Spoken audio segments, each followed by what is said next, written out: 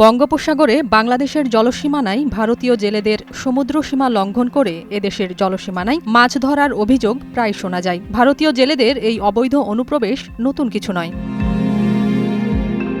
ভারতীয় জেলেরা অবৈধভাবে বাংলাদেশে এসে যেভাবে অবাধে মাছ শিকার করে নিয়ে যায়, ঠিক সেভাবেই তারা আন্তর্জাতিক জলসীমা লঙ্ঘন করে শ্রীলঙ্কার জলসীমায় অবৈধভাবে সমুদ্রে মাছ ধরে। তবে এবার আন্তর্জাতিক জলসীমা লঙ্ঘন করে অবৈধভাবে মাছ ধরার অভিযোগে ভারতীয় জেলেদের উপর কঠোর ব্যবস্থা নিয়েছে শ্রীলঙ্কার নৌবাহিনী।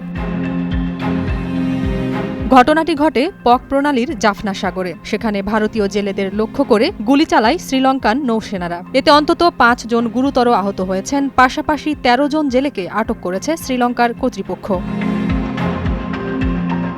২৭ জানুয়ারি ভারতীয় সংবাদ মাধ্যম দ্য হিন্দু এক প্রতিবেদনে জানায়, শ্রীলঙ্কার নৌবাহিনীর বিনা অনুমতিতে দেশটির জলসীমায় প্রবেশ করায় ভারতীয় জেলেদের নৌকাগুলোতে নির্বিচারে গুলি চালায়। জানা যায়, এ ঘটনায় আহতদের মধ্যে ২ জনের অবস্থা বেশ আশঙ্কাজনক।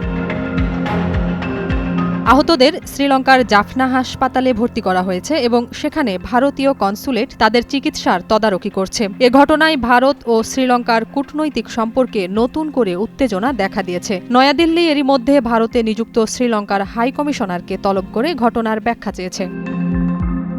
বাংলাদেশের জলসীমায় বেশি মাছ ধরতে সমুদ্রসীমা লঙ্ঘন করলেও ভারতীয় এসব জেলে ধরা পড়ার পর দিক ভুল করে এদেশে চলে এসেছে জানিয়ে আদালতে জবানবন্দি দিয়ে ক্ষমা চেয়ে কৌশলে শাস্তি কমিয়ে নেয়।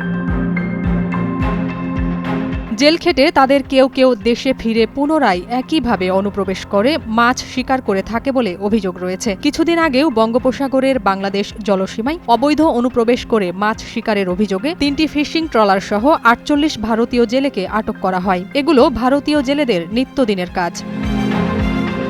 শ্রীলঙ্কার জলসীমায় ভারতীয় জেলেদের অনুপ্রবেশ প্রায় ঘটে। গত বছরও শ্রীলঙ্কার নৌবাহিনী ভারতীয় ৪১ জন জেলেকে আটক করেছিল। পরবর্তীতে দুই দেশের কূটনৈতিক আলোচনার মাধ্যমে তাদের মুক্তি দেওয়া হয়। তবে বারবার এমন ঘটনার পুনরাবৃত্তি হওয়ায় শ্রীলঙ্কা এবার আরও কঠোর অবস্থান নিয়েছে বলে মনে করছেন বিশ্লেষকরা।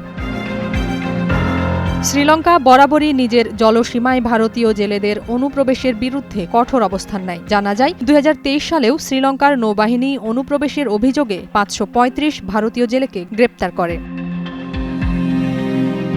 সাম্প্রতিক সময়ে বাংলাদেশের সাথে ভারতের সম্পর্ক একেবারে তলানিতে গিয়ে ঠেকেছে। শুধু বাংলাদেশ নয়, ভারতের সাথে কোনো প্রতিবেশী দেশেরই সম্পর্ক ভালো যাচ্ছে না। বাংলাদেশের সীমান্তে হত্যা, চুক্তি লঙ্ঘন করে জোরপূর্বক জমি দখল সহ কাঁটা তারের বেড়া নির্মাণ করে ভারত সবসময়ই আন্তর্জাতিক সীমানা চুক্তি লঙ্ঘন করে আসছে। এছাড়া বাংলাদেশের রাজনৈতিক পট পরিবর্তনের পর ভারতের নানা রকম কূটকৌশলের কারণে দুদেশের সম্পর্ক ক্রমেই অস্থিতিশীল হয়ে উঠেছে। এবার শ্রীলঙ্কার সাথে নতুন করে বিবাদে জড়িয়েছে দেশটি। সীমানা চুক্তি লঙ্ঘন করে এবার শ্রীলঙ্কার থেকে উচিত শিক্ষা পেল ভারত।